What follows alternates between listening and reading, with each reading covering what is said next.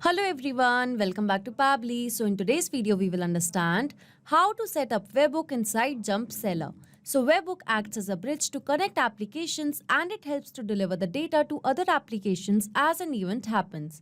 Jumpseller is an e-commerce platform that enables businesses to set up their own retail store. So in this video, I'm going to tell you step by step that how you can set up Webhook inside Jumpseller and send the data to other applications as an event will take place. So now to begin with the setup, I will go to my trigger window and over here I'm going to search for Jumpseller as my trigger application. Here it is.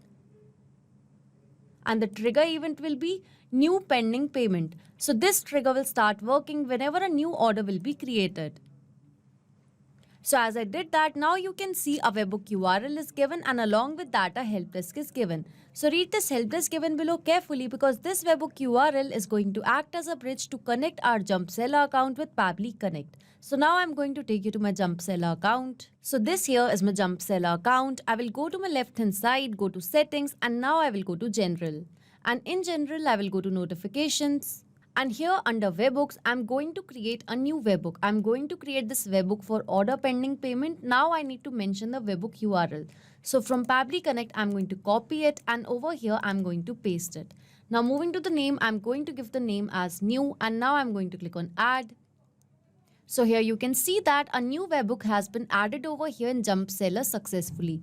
That means we have built a connection between Jumpseller and Pabbly Connect. So now moving back to Pabbly Connect, here you can see that a test response has been received. So I'm going to recapture a new response. I'm going to click on yes.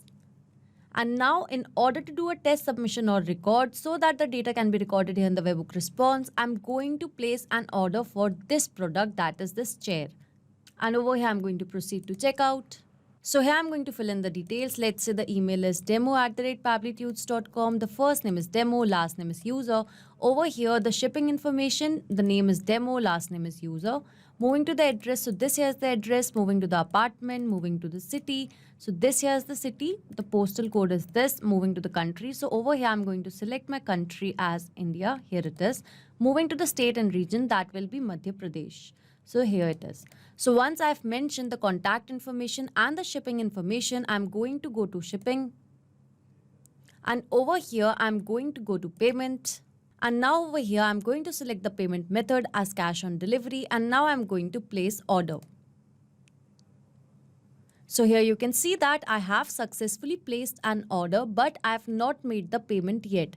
That means the detail of this order which I have placed would have been captured in Pabbly Connect. So I'm going to take you to Pabbly Connect.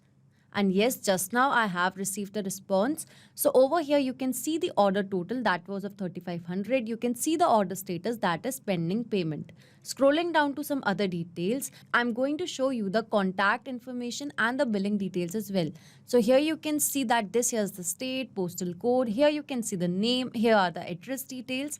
And over here you can see the product name that was chair. And here is the chair image as well. And here you can see the payment method that is cash on delivery. And over here you can see the full name, email address along with some other details. So that means the order which I've just placed right now. So the details of that order is successfully captured over here in Pabbly Connect. So here that means we have successfully set up a webhook inside Jumpseller. That means now whenever a new order will be placed in Jumpseller, then automatically the details of that new order will get captured inside Pabbly Connect. So this trigger will instantly capture the new incoming data and the workflow execution will start in real time.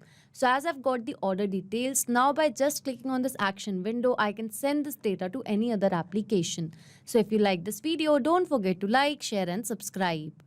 Not just these applications, you can integrate a lot more applications and create amazing automations by using Pabbly Connect. So you can reach us at support@pabbly.com. If you have any queries, you can write us to https://forum.pabbly.com, and for pricing related issues, you can visit this link. So you can create a lot more automations by using Pabbly Connect, and don't forget to share these videos with your friends, colleagues. Subscribe to our channel for more.